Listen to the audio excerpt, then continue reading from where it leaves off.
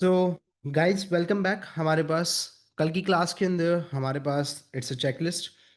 Last class के अंदर हम लोगों ने यहाँ पे स्टार्ट किया था द डायनामिक बिजनेस एनवायरनमेंट, जो कि हमने कंप्लीट कर लिया था कल की क्लास के अंदर। And from the examiners point of view हमने इस चीज़ को देख भी लिया था कि how the examiner is going to assess this particular topic.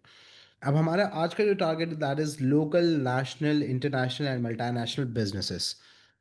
तो आज ही हम स्टार्ट करते हैं। हमारे पास लास्ट क्लास के अंदर हमारे पास जो टॉपिक था that was dynamic business environment and we are done with it. ये हमारे पास था कल की क्लास का, जो कि हम कंप्लीट कर चुके थे। Now we are heading towards a new topic that is known as local, national and multinational. तो आज ही ज़रा स्टार्ट करते हैं हमारे पास कि लोकल बिजनेसेस क्या होते हैं, नेशनल क्या होते हैं, इंटरनेशनल क्या होते हैं, मल्टीनेशनल्स क्या होते हैं और क्या डिफरेंसेस हैं इनके बीच में। This is basically known as the business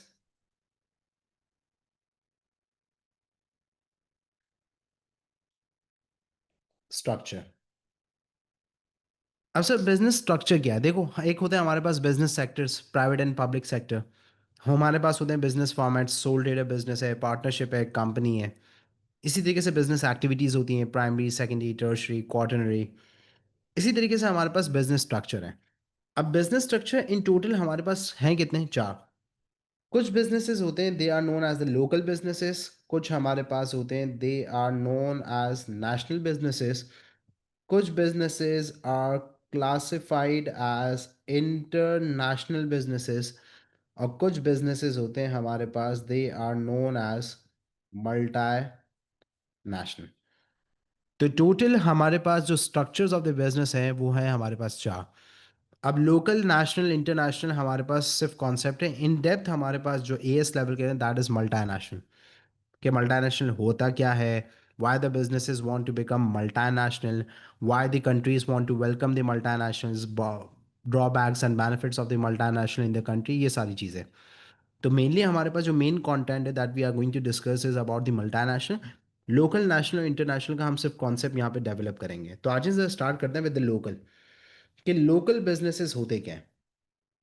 अब देखिए, लोकल बिजनेस का एग्जाम्पल हमारे पास ये है, जैसे ये हमारे पास small scale hair dressers, mechanics, retail shops, these are known as the local businesses.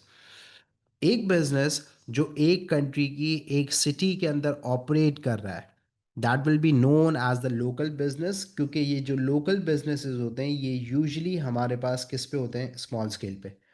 और ये जो लोकल बिजनेस है इनका जो यूजुअली लोकल जो लीगल स्ट्रक्चर होता है they are known as sole trader. जो सिंगल ओनर बिजनेस होते हैं, नहीं दुकानें होती हैं जिसके अकेला एक पूरा मालिक होता है, हमारे पास ये mechanics, hairdressers, these are the examples of the local businesses. Usually small scale पे ऑपरेट कर रहे होते हैं। तो ये हमारे पास एग्जांपल्स आ गई कि ये जो स्मॉल स्केल रिटेल शॉप्स हो गई हमारे पास, ये स्मॉल स्केल हमारे पास बेकरीज हो गई, ये हमारे पास एग्जांपल ऑफ द लोकल। अब ये जो लोकल बिजनेसेस हैं ये स्मॉल स्केल पे ऑपरेट कर रहे हैं but they are operating in the well defined area. अब मैं बच्चों से एग्जाम्पल पूछता हूँ और बच्चों से पूछता हूँ ना कि क्या यूनाइटेड किंग बेकर्स जो कराची के अंदर है, क्या वो लोकल है? तो बच्चे कहते हैं नहीं सर, वो तो बहुत बड़ी है। क्या मैं यहाँ पे साइज ऑफ द बिजनेस की बात कर रहा हूँ या स्ट्रक्चर की बात कर रहा हूँ? स्ट्रक्चर की हम बात कर रहे हैं। यूनाइटेड किंग की जितनी भी ब्रांचेस हैं वो सिर्फ कराची के अंदर है, कराची से बाहर नहीं है। अगर बिजनेस होता फैसलाबाद में, लाहौर में, इस्लामाबाद में, अक्रॉस द कंट्री अगर ऑपरेट कर रहा होता तो मैं कहता कि बिजनेस नेशनल है। लोकल का मतलब है कि एक ही पर्टिकुलर सिटी के अंदर उसकी अगर मल्टीपल भी ब्रांचेस हैं तो बिजनेस लार्ज स्केल पे है, लेकिन the structure of the business is local, क्योंकि वो एक ही सिटी के अंदर एक ही पर्टिकुलर रीजन के अंदर क्या कर रहा है? ऑपरेट कर रहा है। तो local businesses usually well defined areas के अंदर ऑपरेट करते हैं। Usually they operate at the small scale, the structure is local and the format is sole trader. दूसरा जो हमारे पास है that is known as national. अब नेशनल का मतलब क्या है हमारे पास? के relatively as compare to the local they are operating at the large scale. Obvious है कि अगर एक बिजनेस का सिर्फ कराची में और एक बिजनेस पाकिस्तान के अंदर है, हमारे पास multiple 2-3 different cities of a country operate कर रहा है, तो उसका जो स्केल होगा, स्केल ऑफ ऑपरेशन होगा, वो लार्ज स्केल पे होगा। तो नेशनल जो बिजनेसेस होते हैं वो relatively as compare to the local businesses किस पे ऑपरेट कर रहे होते हैं? लार्ज स्केल पे ऑपरेट कर रहे होते हैं। और ये जो बिजनेसेस होते हैं हमारे पास, ये ऑपरेट कर रहे होते हैं अक्रॉस द कंट्री। जैसे for example, Imtiaz supermarket started as a local, now Imtiaz supermarket is national, क्योंकि इम्तियाज सुपरमार्केट कराची के अलावा उसकी ब्रांचेस और भी cities of a country Pakistan में है। तो the business will be known as the national business. अब ये जो हमारे पास नेशनल बिजनेस होता है हमारे पास, ये रिलेटिवली लार्ज स्केल पे होता है और अक्रॉस द कंट्री ऑपरेट कर रहा होता है। तो क्वेश्चन ये है कि सर ये जो नेशनल बिजनेसेस हैं, why the owners do not go international. अब ये एक डिस्कशन है, क्लास का पार्ट है, मैं डिस्कस करता हूँ, मुझे अच्छा भी लगता है कि एक बिजनेस अगर नेशनल लेवल पे ऑपरेट कर रहा है, मतलब business is renowned, business has a good reputation in Pakistan, why the business is not entering into the international market, why the owners are not entering into the international market, क्योंकि national पे तो large scale पे तो operate कर रहा है। अब उसके मल्टीपल रीजंस हो सकते हैं। सबसे पहला जो रीजन हमारे पास है ना, that is known as the risk. International market के अंदर जाने के अंदर सबसे बड़ा रिस्क हमारे पास है, that is known as the lack of competitiveness. क्या आपको लगता है कि जो आउटफिटर्स है, Outfitters is the perfect example of the national business, Outfitters is a local clothing brand of Pakistan. तो ये जो हमारे पास आउटफिटर्स है, आपको लगता है कि ये बाहर जाके Zaara, H&M, pull and beer, मैं कोई रॉयल या लग्जरी या high street premium and products की बात या ब्रांड्स की बात नहीं कर रहा, मैं लुई विटॉन गुची की बात नहीं कर रहा, मैं ज़ारा की, H&M, पुल एंड बियर, क्या उनको compete कर सकता है? नहीं। क्यों? क्योंकि वो इंटरनेशनल स्टैंडर्ड्स पे ऑपरेट कर रहे हैं, they have high competitiveness, they are offering better quality, high standard products. तो इसकी वजह से कभी कभार ओनर को एक यहाँ पे ट्रस्ट नहीं होता, एक बिलीफ नहीं होता कि उनका जो प्रोडक्ट है वो इतना ज़्यादा कंपैटिटिव नहीं है for the international markets, and they can not compete with the international competitive products. तो इसकी वजह से they remain at the national level कि हाँ, हमारा बिजनेस पाकिस्तान में ही सही है, हम दूसरी कंट्री में जाके ऑपरेट नहीं कर सकते। इसकी वजह से दे do not go international. Number two, हमारे पास शायद जो प्रोडक्ट है वो नेचर ऑफ द प्रोडक्ट ही ऐसा है। अब sir nature of the product के अंदर शायद हम ट्रेडिशनल प्रोडक्ट बनाते हों, ट्रेडिशनल आइटम्स एंड गुड्स बनाते हो जिसकी डिमांड सिर्फ पाकिस्तान में है। जैसे फॉर एग्जांपल, पाकिस्तान की जो हमारे पास देसी मिठाइयाँ हैं, उसकी मार्केट सिर्फ पाकिस्तान के अंदर ही है, बाहर नहीं है। वहाँ पे बाहर लोग डिज़र्ट्स को, दूसरी चीज़ों को प्रेफर करते हैं। तो अगर हम यहाँ से एक्सपैंड भी करेंगे और दूसरी कंट्री में जाएंगे तो हमारे प्रोडक्ट की डिमांड ही नहीं होगी, क्योंकि the product is very cultural and traditional. तो समटाइम्स ऐसा होता है कि नेचर ऑफ द प्रोडक्ट ही ऐसी है कि वो इंटरनेशनल जा ही नहीं सकते, क्योंकि उसकी डिमांड ही नहीं है। The product is nationally demanded product only, international के अंदर उसकी कोई प्रेफरेंसेस या उसकी कोई पर्टिकुलर डिमांड नहीं है। तो basically these are the two reason जिसकी वजह से some businesses remain at the national level and the owners do not want to go international. फिर हमारे पास है international business.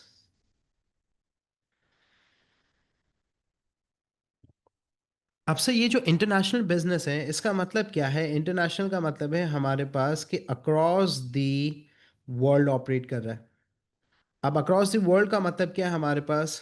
In more than one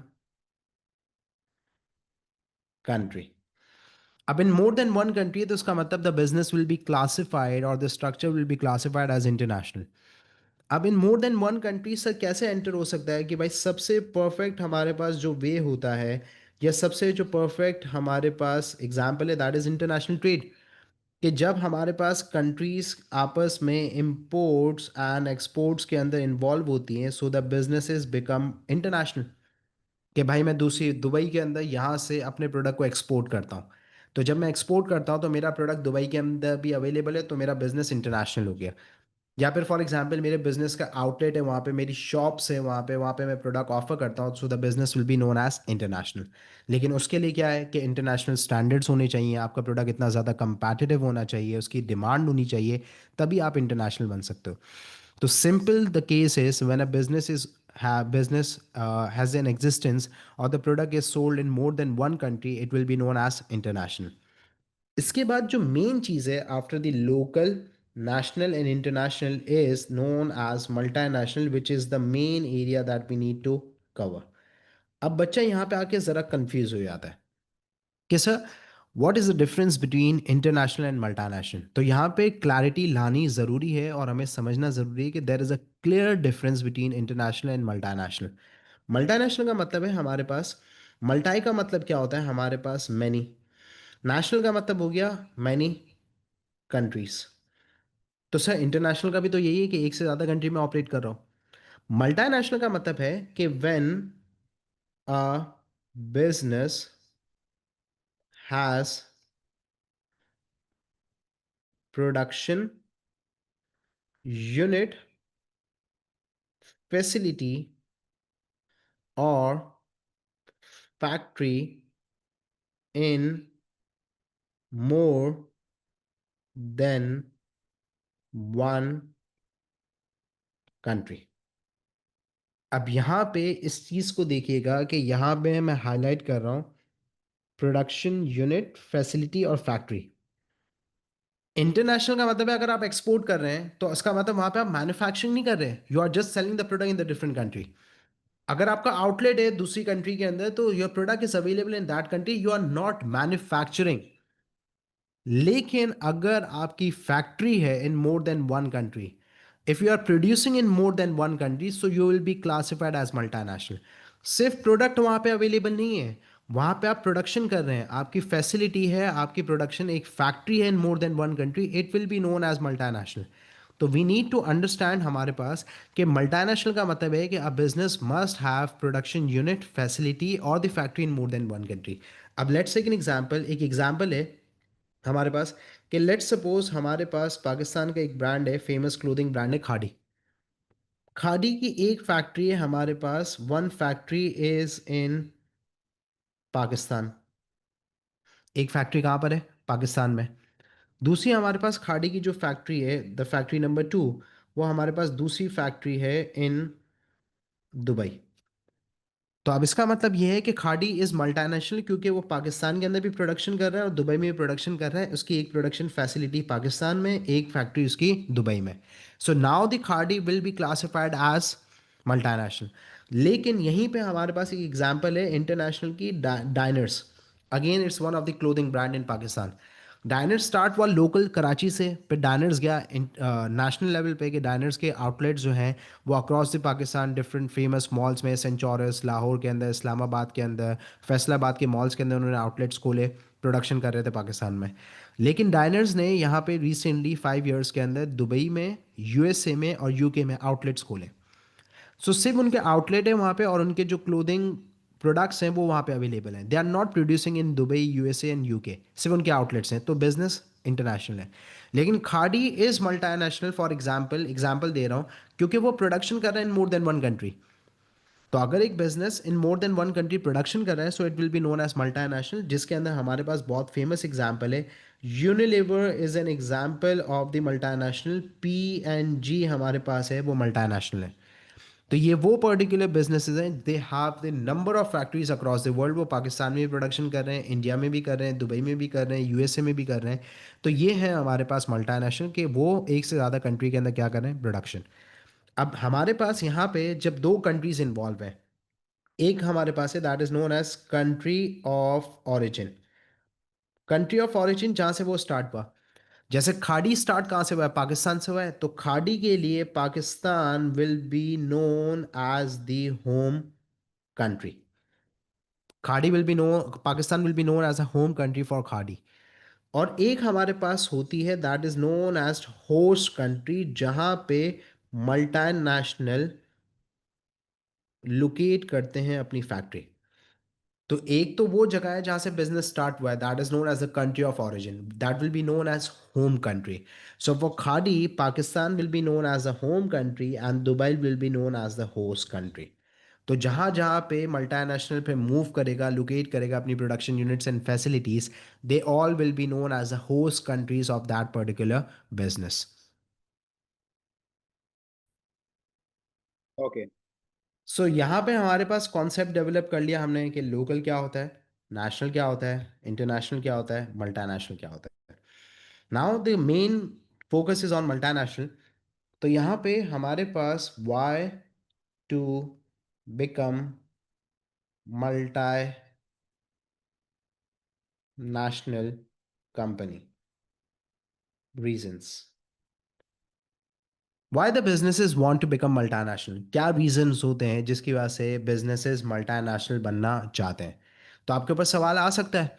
ठीक है, अच्छा, अब ये एक पर्टिकुलर टॉपिक है जो कि A2 के अंदर था हमारे पास, अभी भी है A2 के अंदर, लेकिन अब ये AS का भी पार्ट बन चुका है। तो multinational before the year 2023 it was the part of A2 only, now it's a part of AS as well। और सेम हमारे पास है कि मल्टीनेशनल को यहाँ पे भी पढ़ा जाता है, और A2 के अंदर हमारे पास एक टॉपिक है इंटरनेशनल इन्फ्लुएंसेस, उसके अंदर मल्टीनेशनल इंटरनेशनल ट्रेड को पढ़ा जाता है। तो अब यहाँ पे रीजंस हमें आइडेंटिफाई करना है कि एक बिजनेस जो कि नेशनल था या इंटरनेशनल था या what ever the structure was, अब वो क्यों मल्टीनेशनल बनना चाहता है। नंबर वन हमारे पास, to bypass trade barriers. Number one of number one reason. अब सर ये ट्रेड बैरियर्स क्या है? ट्रेड बैरियर्स का मतलब है हमारे पास ये जो ड्यूटीज वगैरह लगती हैं, टैक्सेस लगते हैं ऑन द इम्पोर्टेड गुड्स।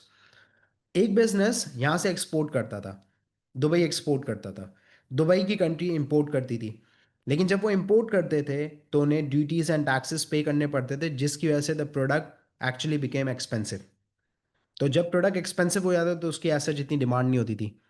तो अगर मैं यहाँ पे एक्सपोर्ट करने की बजाय उसी जगह पे जाके फैक्ट्री लोकेट कर दूँ और प्रोड्यूस करके बेचना शुरू कर दूँ, तो अब मुझे ड्यूटीज़ और टैक्सेस पे करने की ज़रूरत नहीं होगी।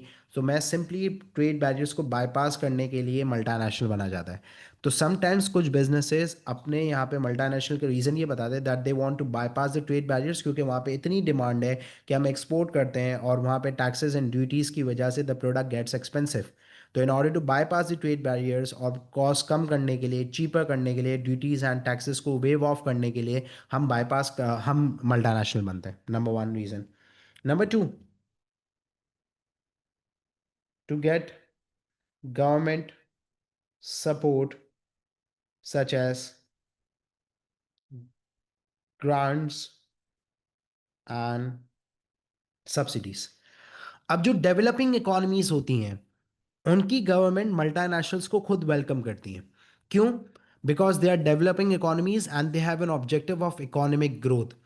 जितनी ज़्यादा वहाँ पे बिजनेसेस एग्जिस्ट करेंगे, बिजनेसेस लोकेट करेंगे, बिजनेसेस ऑपरेट करेंगे, the GDP is going to grow, and the government objective is to maximise the economic growth और टू इंक्रीज द जीडीपी। तो वहाँ पे फिर वो गवर्नमेंट क्या करती है, ग्रांट्स एंड सब्सिडीज ऑफर करती है, टैक्स रिलीफ देती है, फाइनेंशियल असिस्टेंस प्रोवाइड करती है, लैंड प्रोवाइड कर देती है, टैक्सेस को वेव ऑफ कर देती है। तो number of incentives are provided by the government to these multinationals. तो multinationals in order to get this benefit उस कंट्री में जाके ऑपरेट करना और मल्टानेशनल बन जाती हैं, ताकि गवर्नमेंट के सपोर्ट के through they are going to get less cost of production and this is how they are going to become price competitive, और फिर वहाँ से पूरी दुनिया में वो एक्सपोर्ट करते हैं। तो जब कॉस्ट लगेगी, पूरी दुनिया में एक्सपोर्ट करेंगे, तो they are going to become price competitive. तो ये भी हमारे पास एक रीज़न होता है। जैसे बांग्लादेश ने हमारे पास, जब पाकिस्तान डिस्टेबलाइज हुआ इन टेक्सटाइल, तो बांग्लादेश के अंदर Hasina Wajid introduce the tax free zone for the textiles in Bangladesh. And now we look at the structure of Bangladesh, कि Bangladesh is a manufacturing for Pull and Bear, Hollister, American Eagle, ये जितने भी फेमस अमेरिकन ब्रांड्स हैं, इनके लिए बांग्लादेश प्रोड्यूस कर रहा है, जबकि एक ज़माने में पाकिस्तान क्या करता था। तो वहाँ पे बांग्लादेश के अंदर it was done by the government, के government introduced the tax free zone for the textiles, and now the Bangladesh is leading in textile। ये भी हमारे पास है। Number three, to get access to cheaper labor। अब जो हमारे पास countries होती हैं जहाँ पे अनएम्प्लॉयमेंट रेट हाई होता है, बेरोजगारी ज़्यादा होती है, and the people do not have the jobs, तो मल्टानेशनल्स उन कंट्रीज के अंदर मूव करती हैं। क्योंकि लोग जब अनएम्प्लॉयड है ना, तो they are willing and they are actually ready to work at the lower wages. तो मल्टानेशनल जब वहाँ पे मूव करेंगी तो they are going to hire the labour at the cheaper rate, और जब वो चीपर रेट पे लेबर को हायर करेंगे तो उनकी जो कॉस्ट ऑफ प्रोडक्शन होगी वो क्या हो जाएगी, कम। तो in order to get the labor cost benefit, sometimes multinationals or sometimes businesses become multinational। ये भी एक रीजन होता है हमारे पास। Number four, to get access to quality and sufficient supply of raw material. This is also known as one of the reason. अब जैसे for example हम यहाँ पे प्लास्टिक इंपोर्ट करते हैं. प्लास्टिक जो रॉ मटेरियल होता है, प्लास्टिक प्रोपलाइन जो यूज़ होता है हमारे पास, ये हम प्लास्टिक के ग्लास देते हैं, जग्स देखते हैं, प्लास्टिक की चेयर्स वगैरह देखते हैं. तो यहाँ पे जो मैन्युफैक्चरिंग होती है, तो ये जितने भी मैन्युफैक्चरर्स हैं दे इम्पोर्ट. अब अगर फॉर एग्जांपल मुझे बहुत ज़्यादा क्वांटिटी के अंदर चाहिए, तो जब मैं इंपोर्ट करूँगा तो मुझे भी यहाँ पे duties and taxes to the government pay करने पड़ेंगे. तो सिंपली मैं ऐसी कंट्री के अंदर मूव नहीं कर जाऊँ जहाँ पे sufficient supply of this particular raw material है, ताकि मुझे रॉ मटेरियल की और मटेरियल कॉस्ट इतनी ज़्यादा फेस नहीं करनी पड़े. सो ये भी हमारे पास एक रीज़न होता है कि that is to get the access to the high quality and the sufficient supply of the materials. Some businesses become multinational and they locate their production unit in the other country. तो these are reasons जिसकी वजह से कुछ businesses क्या बन जाते हैं हमारे पास multinational, that is bypassing the trade barriers to get the government support, to get the cheaper labor, to get the access to the quality and sufficient supply of raw material. अब इसके अलावा भी हमारे पास reasons हैं, लेकिन वो फिर हमारे पास benefits के अंदर भी हमें कवर करना है. अब एक तो चीज़ होगी कि हमारे पास के बिजनेसेस मल्टीनेशनल क्यों बनना चाहते हैं. व्हाट आर द रीजंस कि businesses want to become multinational. इसके बाद हमारे पास है व्हाई टू वेलकम एमएनसी. मतलब यहाँ पे we are going to consider the advantages कि अगर एक पर्टिकुलर होस्ट कंट्री मल्टीनेशनल्स को वेलकम करती है, so what are the benefits to the government, what are the benefits to the economy and the businesses and the individuals of that economy. तो why to welcome multinational का मतलब है कि being a host country, if a multinational arrives, so what are the benefits and what are the positive things that they are going to bring in. तो आज है number one हमारे पास creation of employment. Number one, जब multinational आपकी country के अंदर आएगी तो मल्टीनेशनल यहाँ पे लोकल वर्कर्स को एम्प्लॉय करेगी and they are going to create the job opportunities for the people those who are unemployed. क्योंकि हमने एक चीज़ अभी ये पढ़ी थी कि मल्टीनेशनल मूव कहाँ पे करती हैं, जहाँ पे अनएम्प्लॉयमेंट रेट हाई है, so that they can get the access to the cheaper labour. तो इसी तरीके से मल्टीनेशनल्स को गवर्नमेंट वेलकम भी करती है कि वो आए ऑपरेट करें and they are going to hire the labour. So this is how the employment will be created and the unemployment rate will be reduce. और गवर्नमेंट का ऑब्जेक्टिव भी होता है कि बेरोजगारी कम करनी है. So by welcoming the multinational we can get this particular problem solve. Number one. Number to,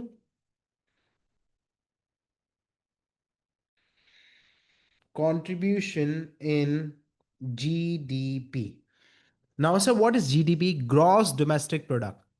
The amount of goods and services produced within an economy. तो मल्टीनेशनल जब आपकी कंट्री के अंदर आके ऑपरेट करेगी तो वो प्रोडक्शन करेंगे, तो इससे आपकी इकोनॉमी ग्रो करेगी, जीडीपी रेट बढ़ेगा. तो again economic growth and to increase GDP is one of the government's objective. तो ये भी बेनिफिट होगा टू द गवर्नमेंट कि इकोनॉमी ग्रो करेगी, जीडीपी बढ़ेगा हमारे पास. ये भी एक रीज़न है. Number three, investment in staff training and development, quality of.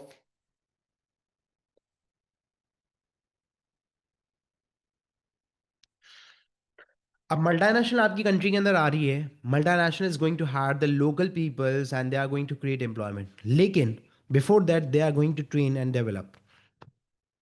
क्यों? क्योंकि उन्हें स्टाफ चाहिए according to their requirement. They need competitive workers, they need high quality workers. तो according to the requirement they are going to train the staff. तो multinational जब आएंगे तो लोगों को और हमारे जो लोकल एम्प्लॉयज़ हैं उनको ट्रेन करेंगे. तो इससे हमारी जो क्वालिटी ऑफ द वर्कफोर्स होगी वो इम्प्रूव होगी. In terms of quality, our workforce are going to improve, workers are going to improve, उनकी skills develop होगी, they are going to become more efficient and productive. तो ये investment in the on the workers and investment and development and training of the workers is going to provide the benefit to the country as well कि workers are now more skilled, they have more expertise and all. ये भी एक benefit है.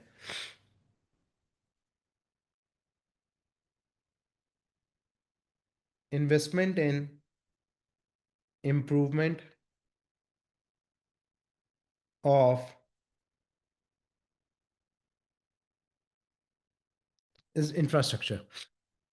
अब sir infrastructure की improvement का मतलब क्या है हमारे पास, इस पॉइंट को जरा समझते हैं। आज से कुछ सालों पहले देखें, क्या गवादर जाना इतना आसान था? नहीं।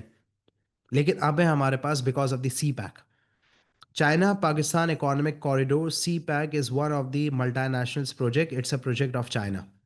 तो China made a huge investment, $44 billion की इन्वेस्टमेंट करी है भाई चाइना ने। तो अब ये जो इन्वेस्टमेंट हुई है, इससे आप देखें इंफ्रास्ट्रक्चर, रोड नेटवर्क्स इंप्रूव हो गए हैं। क्यों? क्योंकि मल्टीनेशनल इतने बड़े स्केल पे ऑपरेट कर रही होती है कि they can not operate in the city, within the city operate नहीं करते, they usually operate in the outskirts of the city, शहर से दूर। But they need to maintain a connection, supplies जा रही हैं, डिस्ट्रीब्यूशन हो रही है, they need to connect with the main markets. तो they are going to make an investment in the improvement of the road networks, they are going to make an investment in the improvement in the communication channels, network पे, technology पे, internet पे, road networks पे, इन पे investment करेंगे। तो इन दी and इस सबसे बेनिफिट किस चीज़ का, किसका हो रहा है? इकॉनमी का, गवर्नमेंट का, कंट्री का। तो ये भी हमारे पास is one of the reason, या it's one of the benefit to the host country if they welcome the multinational.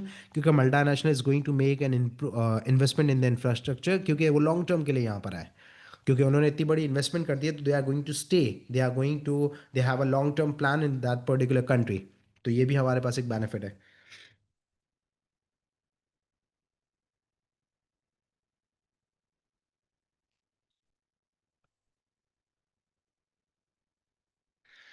Suppliers will get the income. अब जो हमारे पास होस्ट कंट्री के अंदर सप्लायर्स होंगे, जो कि रॉ मटेरियल और सप्लाईज प्रोवाइड करेंगे मल्टीनेशनल्स को, तो they are going to get the business, they are going to get the income. जैसे पाकिस्तान के अंदर आप देखें ना, कि जितनी भी ये टोयोटा होंडा, इनकी जो सीट्स हैं, ये कौन बनाता है? मास्टर। मास्टर मोल्टी फोम वाली जो कंपनी है, वो बनाती है सीट्स।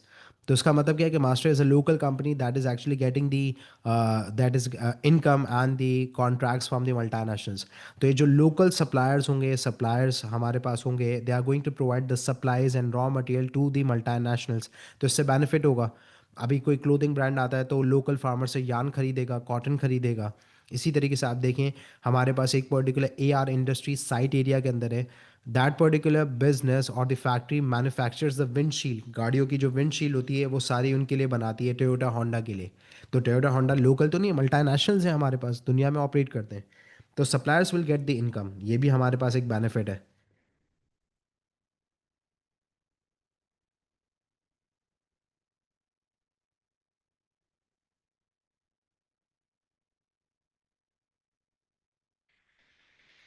Variety of goods. अब लोकल प्रोडक्ट्स के साथ साथ मल्टीनेशनल के भी प्रोडक्ट्स, इंटरनेशनल प्रोडक्ट्स भी हमारे पास अवेलेबल है। पहले तो हम इंपोर्ट कर रहे थे ना, और जब हम इंपोर्ट कर रहे थे तो ड्यूटीज एंड टैक्सेस की वजह से it was expensive, the products were expensive. Now the multinational is operating in that economy, तो ना ड्यूटीज़ पे कर रहे हैं, ना कुछ कर रहे हैं। तो इससे बेनिफिट हमारे पास क्या होगा कि कॉस्ट ऑफ द प्रोडक्ट कम हो जाएगी, तो प्राइसेस भी रिड्यूस हो जाएंगी। तो now the customer has the variety and the wider choice of the products, and they can get the high quality, better quality products, international products at the lower price। तो इससे standard of living improve होगा, लोगों का lifestyle improve होगा। ये भी हमारे पास एक बेनिफिट है। Number 7, revenue for government. Revenue for government का मतलब है कि मल्टीनेशनल्स पे करेंगी टैक्सेस। ड्यूटीज पे नहीं कर रहे क्योंकि इंपोर्ट नहीं कर रहे, लेकिन मैन्युफैक्चरिंग तो कर रहे हैं। तो whatever the tax bracket is, whatever the tax related policy is, तो multinationals are going to pay the taxes to the government as well. तो ये भी तो एक बेनिफिट होगा हमारे पास, कि गवर्नमेंट के पास revenue in terms of taxes बढ़ेगा। तो these are the benefits of welcoming the multinational.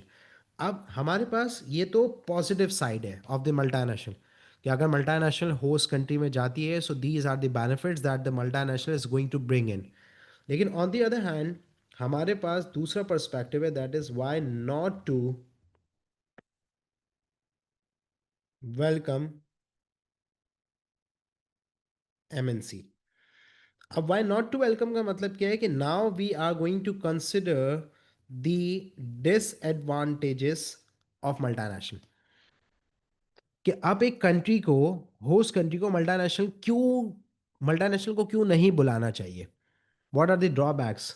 What are the negative aspects and the negative sides of the multinationals in a country? तो आ जाए स्टार्ट करते हैं. Number one, no such employment as predicted. अब यहाँ पे ये एक evaluative point आ गया ना, कि यहाँ पे हम ये बात कर रहे थे क्रिएशन ऑफ एम्प्लॉयमेंट की. अब no such employment created as predicted, sir इसका मतलब क्या हुआ? मल्टीनेशनल के नन्हे मुन्ने छोटे से बिजनेस है नहीं, they are operating at the mega scale, large scale businesses हैं. तो number one, they have machineries, they usually operate through capital intensive processes, they have high amount of technology in their business operations and processes. And number two, हमारे पास जो unskilled और lower level का जो staff होगा वो locally higher किया जाएगा. बाकी तो हमारे पास जो स्किल्ड और अपर मैनेजरियल के स्टाफ के लोग होंगे वो सारे के सारे उनके खुद के होंगे. तभी तो हम देख रहे हैं कि आफ्टर दिस सी पैक हमें चाइनीज़ बड़े नज़र आना शुरू हो गए, लेकिन इससे पहले नहीं थे हमारे पास. तो ये जितने भी हमारे पास रिलेटिवली स्किल्ड और अपर टायर के जो सारा स्टाफ होता है वो उनका खुद का होता है. और ज़्यादातर ऑपरेशंस इनके टेक्नोलॉजी के ऊपर और मशीनरीज के ऊपर डिपेंड करते हैं. तो थोड़ा बहुत जो हमारे पास वर्कर्स की रिक्वायरमेंट होती है वो लोकल हायरिंग एंड एम्प्लॉयमेंट से वो फुलफ़िल करते हैं.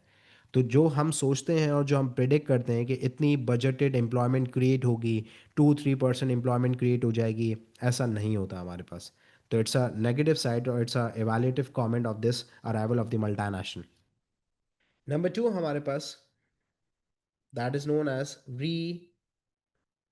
repatriation of profits. अब सर repatriation ऑफ प्रॉफिट्स का मतलब क्या है? Profits are sent back to home country. ना sir, profits are send back to the home country का मतलब क्या हुआ? कैम्ब्रिज की फीस भरते हो, किस में भरते हो? पाकिस्तान में. सारा पैसा उठा के यूके चले जाता है. यूके बेस्ड एजुकेशनल बोर्ड है ना हमारे पास कैम्ब्रिज. यहाँ पे भी तो यही हो रहा है कि मल्टीनेशनल जिस कंट्री के अंदर ऑपरेट कर रही है, वहाँ से जो पैसा आ रहा है उस पैसे को वापसी भेज देते हैं. जैसे नाना, मामू, चाचू कोई बाहर रहते हैं तो वो घर भेजते हैं ना, पाकिस्तान पैसे भेजते हैं. तो यहाँ पे भी तो ये हो रहा है कि मल्टीनेशनल रिसोर्सेज हमारी इस्तेमाल कर रही हैं, लेकिन जो प्रॉफिट आ रहा है वो सारा का सारा जो री इन्वेस्ट नहीं कर रहे और फर्दर स्पेंडिंग सारा का सारा भेज रहे हैं बाहर. तो it's one of the drawback के रिपैट्रिएशन ऑफ प्रॉफिट्स, के whatever the amount of profit that the multinational earns, the profits are send back to the home country. ये भी हमारे पास एक ड्रॉबैक है. Number three, exploitation of resources. अब sir exploitation of resources क्या है? इन टर्म्स ऑफ लेबर भी हो सकती है, इन टर्म्स ऑफ हमारे पास इन्वायरमेंट भी हो सकता है. कैसे? आ जाएं, कुछ एग्जांपल्स डिस्कस करते हैं. याद रखिएगा, मल्टीनेशनल हमेशा उस कंट्री के अंदर जाके ऑपरेट करती है जहाँ पे गवर्नमेंट रिस्ट्रिक्शंस नहीं होती. यहाँ पे गवर्नमेंट के जो लॉज होते हैं वो इतने ज़्यादा स्ट्रिक्ट नहीं होते. So they can exploit the resources easily such as labour.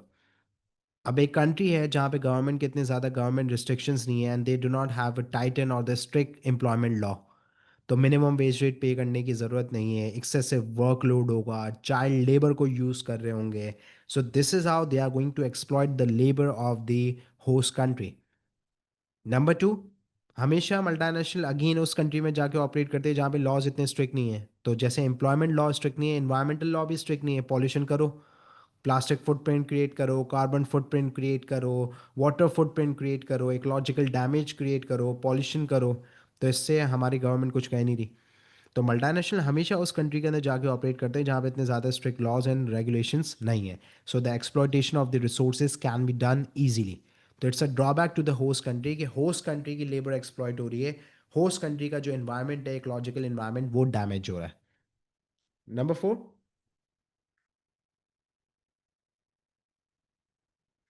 competition to local firms dent in sales and revenue. अब मल्टीनेशनल्स अगर आपकी कंट्री के अंदर ऑपरेट कर रही हैं and they are offering goods and services to the people, तो customer की तो इमेज ये कि मल्टीनेशनल है हमारे पास, इंटरनेशनल हुआ आप प्रोडक्ट तो अच्छा होगा. They are of better quality, they are of better standard as compare to the local firms. तो लोग जो है वो स्विच होना इजीली स्विच हो जाएंगे, क्योंकि एक्सपेंसिव भी नहीं रहा, ड्यूटीज़ वगैरह तो नहीं है। तो जो लोकल फर्म्स और डोमेस्टिक फर्म्स होंगे उनकी सेल्स ड्रॉप होना शुरू हो जाएंगी, उनको लॉस होना शुरू हो जाएगा, they will face the dent in the revenue and the sales. तो लोकल बिजनेसेस, लेकिन ऑन दी अदर हैंड इसकी पॉजिटिव साइड भी है कि जो लोकल फर्म्स होंगे वो compete करने के लिए अपनी क्वालिटी को इम्प्रूव करेंगे, वो अच्छे प्रोडक्ट्स बनाएंगे, they are going to lower down the prices. पहले जो ब्लैकमेलिंग कस्टमर के साथ चल रही थी अब वो ख़त्म हो जाएगी, अच्छी क्वालिटी ऑफर करना शुरू कर देंगे। तो ये अदर साइड भी है हमारे पास कि कंपटीशन से local businesses are going to grow, they are going to improve their quality, they are going to lower down their prices. लेकिन on the other hand, through multinationals, the competition will get intense and the local firms are going to face dent in the revenue and the profitability, ये भी है।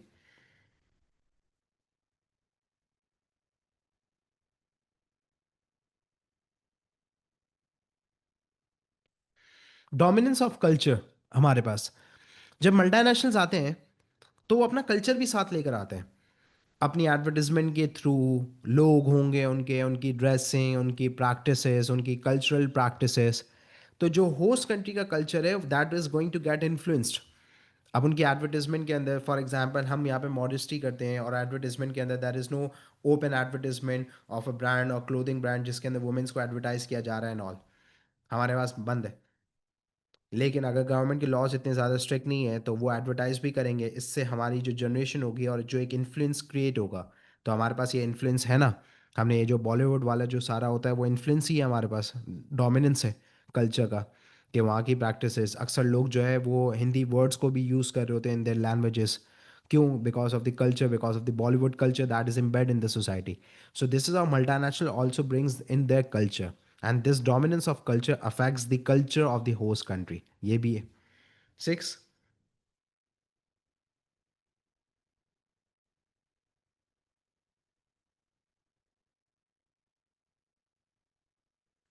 blackmail to the government regarding the policies।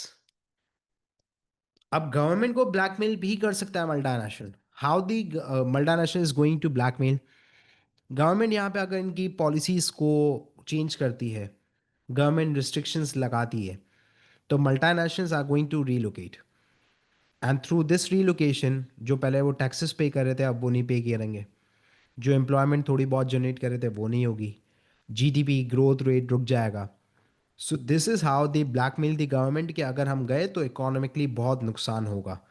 और plus एक बहुत बड़ा यहाँ पे influence भी क्रिएट हो गया है और लोगों के अंदर हमारे प्रोडक्ट की डिमांड भी हो गई है, तो how the government is going to fulfil that demand, और फिर इकोनॉमिकली ये जो टैक्सेस और जीडीपी वाला लॉस है वो कैसे कवर होगा। So this is how multinationals blackmail and influence the government policies and the laws. कि गवर्नमेंट ने अगर रिस्ट्रिक्शंस लगाई, पॉलिसीज टाइट करी, तो multinationals are going to relocate, and this is how the government gets blackmail. तो हमारे पास multinational क्यों बनना चाहिए, मल्टीनेशनल बनने के हमारे पास क्या रीजंस हैं, then what are the benefits to the host country and what are the drawbacks to the host country. So this is the total local, national, international and the multinational businesses. Thank you.